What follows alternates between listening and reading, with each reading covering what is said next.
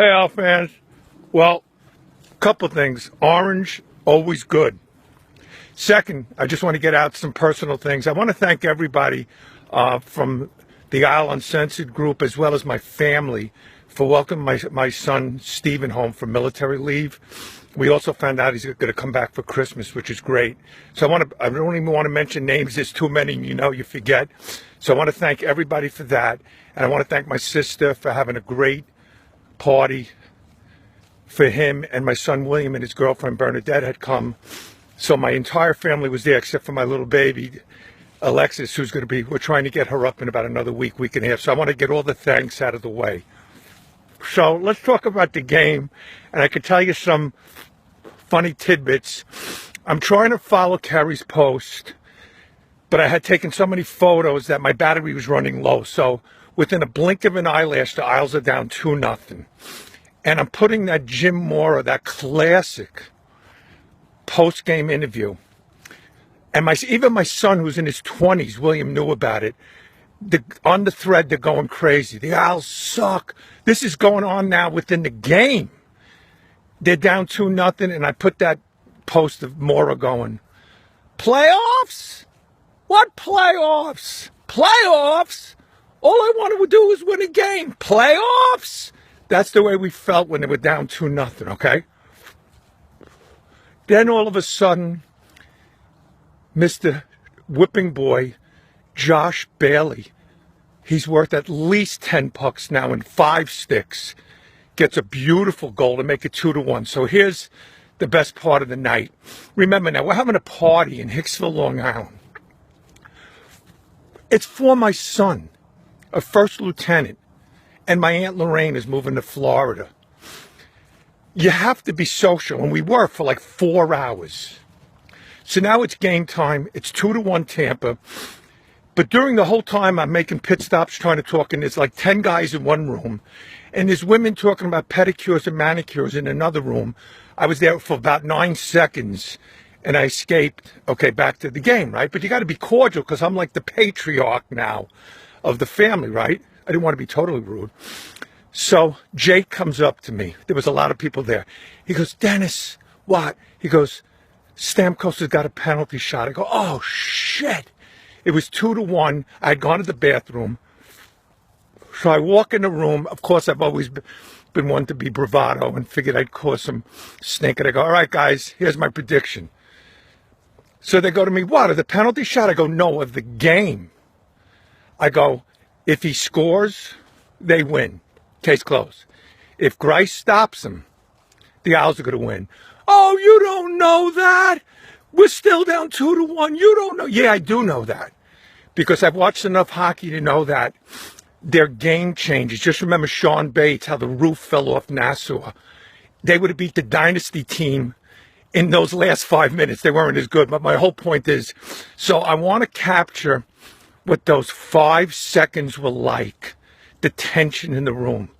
There's like 10 guys, both my sons, my 2 brother-in-laws, my nephews, mostly a male audience. William might have been there, and I think Bernadette was probably there too. Here's the 5 seconds. You see this big hulking blonde. He's at center ice.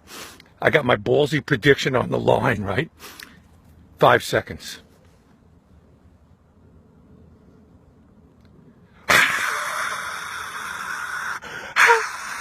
The house erupts, and it's 2-1. But here's the scary thing. Within 35 seconds, people can't forget that guy Filppula. He comes in on a breakaway. I'm going, holy shit. My prediction's going out the window, and Griess makes an incredible save on a breakaway. You heard that name a million times, Filppula against the Rangers, right? He stops him there, and by the time Tavares scored, the place erupted, but nowhere as much as that penalty shot. That was like the penultimate moment of the game, right? And that was a huge 2 points because now we get down to the nitty gritty. And I'll tell you how competitive it is this year. Last year, I think I said it was truly a matter of seeding. There were 8 awful teams and 8 good teams. And it was just a matter of jockeying. I remember all year we'd say, oh, the Isles are going to finish first. They're going to finish second. They're going to finish third.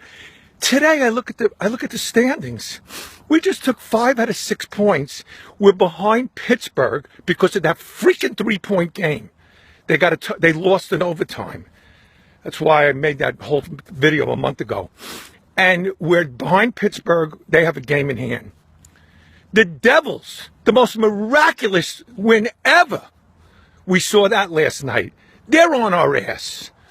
And I looked at the other conference, the Atlantic.